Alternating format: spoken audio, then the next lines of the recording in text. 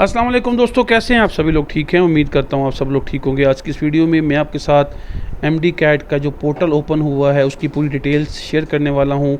आपने अकाउंट किस तरह बनाना है, अप्लाई कैसे करना है, एमडी कैट रजिस्ट्रेशन के लिए आपको कौन कौन से डॉक्यूमेंट्स चाहिए होंगे, फ़ीस कैसे पे करनी है, सब कुछ आपको इस 5 मिनट की वीडियो में बताने वाला हूँ। आपने इस वीडियो को एंड तक ज़रूर देखना है, कोई भी पॉइंट स्किप नहीं करना, वरना आपका अप्लाई होने से रह जाएगा। तो चलिए जी, वीडियो को प्रॉपर्ली स्टार्ट करते हैं। लेकिन उससे पहले अगर आप चैनल पे न्यू हैं तो चैनल को सब्सक्राइब करें और साथ लगे बेल आइकन को भी प्रेस कर दें। तो चलिए जी, वीडियो को स्टार्ट करते हैं। आपने सबसे पहले पीएमडीसी की वेबसाइट पे आ जाना है। जैसे आप यहाँ पे आएंगे तो आपने स्क्रॉल डाउन करना है, इस नोटिफिकेशन को क्लोज़ कर देना है। इस नोटिफिकेशन को क्लोज़ करते साथ ही आपके पास एक एग्ज़ाम्स ऑनलाइन का पोर्टल शो हो जाएगा और यहाँ पे आपने click here for MD cat पे क्लिक कर देना है। जैसे ही आप इस पर क्लिक करते हैं आपके पास एक नया पोर्टल ओपन हो जाता है। तो चलिए जी, अब हम आपको बताएंगे कि किस तरह आपने यहाँ पे लॉगिन करना है। आपने यहाँ पे अपना ईमेल एड्रेस देना है, यहाँ पे पासवर्ड देना है। लेकिन चूँकि आप पहले ही दफ़ा अप्लाई कर रहे हैं तो आपका अकाउंट नहीं बना होगा, देन आपको यहाँ पे रजिस्टर करने की ज़रूरत है। आपने यहाँ पे रजिस्टर पे क्लिक कर देना है। जैसे आप रजिस्टर पे क्लिक करते हैं आपके पास एक पेज ओपन हो जाएगा। यहाँ पे आपने अपना नेम देना है। लेट्स सपोज ये आपका नेम है। फादर नेम की बात करते हैं तो ये आपका फादर नेम है, क्योंकि ये डमी प्रोसेस है इसलिए आपको ऐसे बताया जा रहा है। आपने अपना प्रॉपर्ली जो नेम और फादर नेम होगा वो पुट करना है। आइडेंटिफिकेशन टाइप आपकी जो भी अवेलेबल है, अगर आप फॉरेन स्टूडेंट हैं, अगर आप इंटरनेशनल स्टूडेंट्स हैं, अगर आप पाकिस्तानी हैं, या ये national identification for overseas Pakistanis है, तो ये आपकी जो भी ऑप्शन है आपके पास अवेलेबल है, आपने वो सिलेक्ट कर लेनी है। देन इसके बाद आपने ये डिटेल यहाँ पे मेंशन करनी है। आपका जो भी नंबर है आप यहाँ पे मेंशन कर देंगे। लेट्स सपोज मैं ये मेंशन कर रहा हूँ फॉर द पर्पज़। अब यहाँ पे आपकी जो इशू डेट है आपने वो मेंशन करनी है कि जिस डेट पे आपका CNSE इशू हुआ था, CNSE की फ्रंट पे या स्मार्ट CNSE की बैक साइड पे ये डेट मेंशन होती है। यहाँ पे आपने इसको सेलेक्ट कर लेना है। सेलेक्ट करने का तरीकाकार क्या है, आपने यहाँ पे क्लिक करना है। यहाँ पे क्लिक करने के बाद आपने ये चीज़ डेट सेलेक्ट करके आपने इसको ओके कर देना है। ठीक हो गया। जिस डेट का भी आपका इशू हुआ हुआ है आपने इसको वहाँ पे सिलेक्ट कर लेना है। यहाँ पे आपने अपना कॉन्टैक्ट नंबर लिखना है। लेट्स सपोज मैं अपना कॉन्टैक्ट नंबर लिखता हूँ यहाँ पे, ठीक है। देन आपने यहाँ पे नेक्स्ट स्क्रॉल करना है, अपनी जेंडर सेलेक्ट कर लेनी है। उसके बाद आपकी डेट ऑफ बर्थ है, डेट ऑफ बर्थ भी आपने ऐसे ही यहाँ से सिलेक्ट करनी है। जो भी आपकी डेट ऑफ बर्थ है वो अपने यहाँ से सिलेक्ट कर लेनी। लेट्स सपोज आपकी डेट ऑफ बर्थ 2009 की है तो आप यहाँ पे इसको 2009 मई 11 सेलेक्ट कर लेते हैं। उसके बाद आपने यहाँ पे अपना वो ईमेल एड्रेस देना है जो कि आपका वैलिड हो, आपके पास हो, आप यूज़ करते हो, वो अपने ईमेल एड्रेस यहाँ पे पुट कर देना है। लेट्स सपोज मैं यहाँ पे ईमेल एड्रेस देता हूँ अपना। देन आपने अपनी मर्ज़ी से कोई भी यहाँ पे पासवर्ड सेलेक्ट कर लेना है। अगेन आपने यहाँ पे पासवर्ड देना है और उसके बाद आपने इस कैप्चा को सॉल्व करना है। 8 + 8 = 16। जैसे ही आप इस कैप्चा को सॉल्व करते हैं आपका ये फॉर्म कंप्लीट फिल हो चुका है। देन आपने साइन अप पे क्लिक कर देना है। साइन अप पे क्लिक करते साथ ही आपको मैसेज आएगा कि आपका अकाउंट बन चुका है, आप उस अकाउंट को यूज़ कर सकते हैं।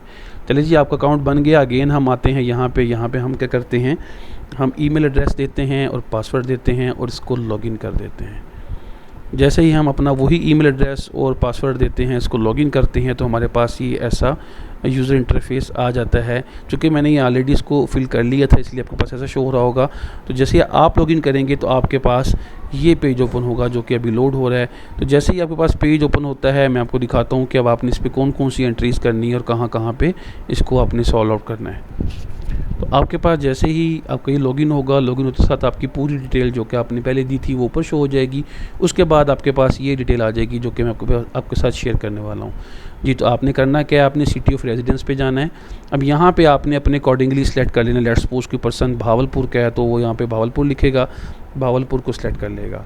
अब अगर उसका डोमिसाइल देखा जाए तो डोमिसाइल उसका कहाँ का, डोमिसाइल भी उसका भावलपुर का है तो भावलपुर सेलेक्ट कर लेगा। अब कई स्टूडेंट ऐसे होते हैं, जिस तरह मैं मिसाल के तौर पर यहाँ पर करता हूँ कबीर वाला। अब यहाँ मैं कबीर वाला करता हूँ तो यहाँ पे मुझे कबीर वाला तो शो हो जाता है, लेकिन मैं उसको सिलेक्ट कर लेता हूँ। सिलेक्ट करने के बाद लेट्स सपोज मैं करोड़ा लिसन कर लेता हूँ। अब करोड़ा लिसन में तो मैं रहता हूँ, लेकिन अब मेरा डोमिसाइल तो यहाँ का नहीं है क्योंकि डिस्ट्रिक्ट नहीं है। इसकी जो डिस्ट्रिक्ट है वो लई है, ठीक है। तो इसकी डिस्ट्रिक्ट है लिया, आप लिया सेलेक्ट कर लेंगे, यहाँ पे आपका डिस्ट्रिक्ट आ गया। तो ये फ़र्क होता है सिटी ऑफ रेजिडेंस और सिटी ऑफ डोमिसाइल में। अब इसके बाद अगर आपने देखना है कि आप कहाँ के स्टूडेंट्स हैं, लेट्स सपोज़ आप बलूचिस्तान के हैं, आप सिंध के हैं, खैबर पख्तूनख्वा के हैं, इस्लामाबाद के हैं, आज़ाद जम्मू कश्मीर के हैं, गिलगित बल्तिस्तान के हैं या पंजाब के हैं, तो आपने यहाँ से अपनी ऑप्शन सेलेक्ट कर लेनी है।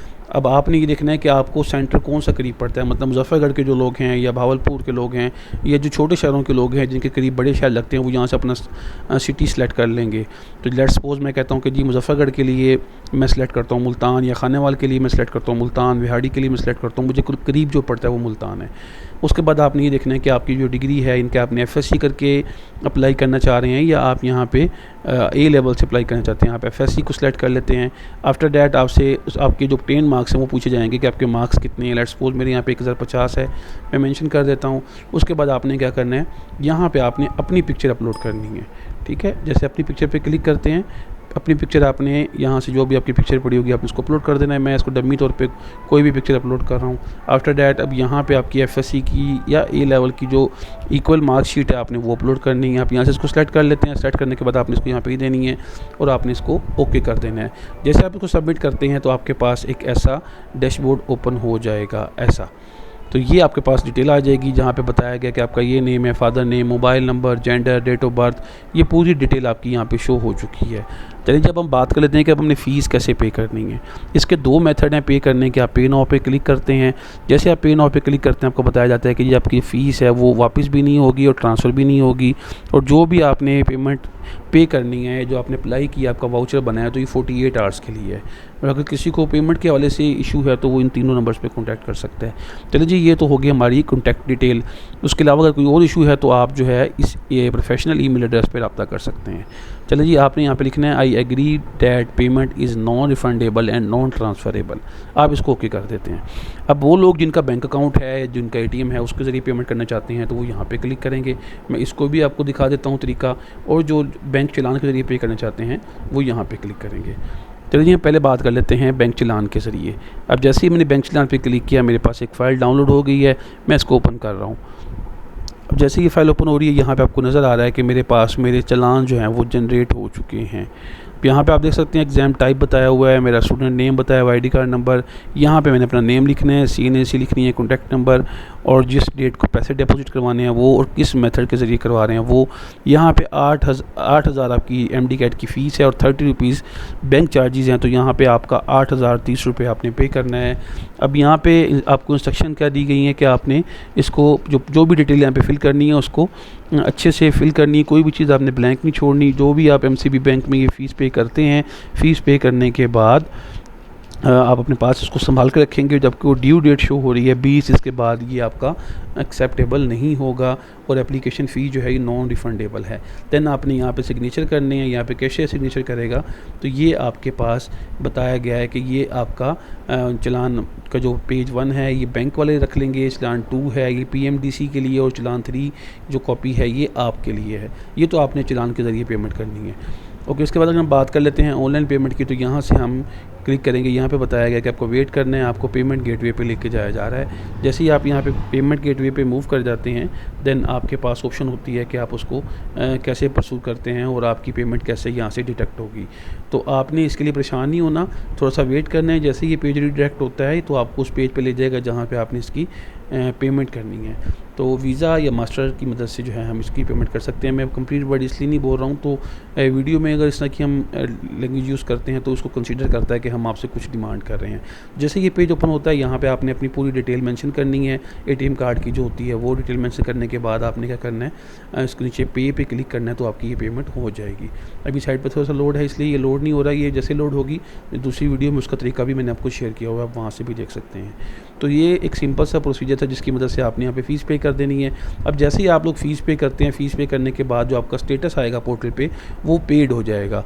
अब पेड स्टेटस का ये फ़ायदा हो जाएगा कि आपको परेशानी नहीं होगी, आपका अप्लाई हो चुका होगा, देन आप पेपर सिंपल देने जा सकते हैं। तो ये एक मेथड था जिसको आपने फॉलोअप करना है। तो इसी तरह की और इंटरेस्टिंग वीडियो देखने के लिए चैनल को सब्सक्राइब कीजिएगा। तो मिलते हैं ऐसी ही इंटरेस्टिंग वीडियो के साथ, तब तक के लिए अल्लाह हाफ़िज़।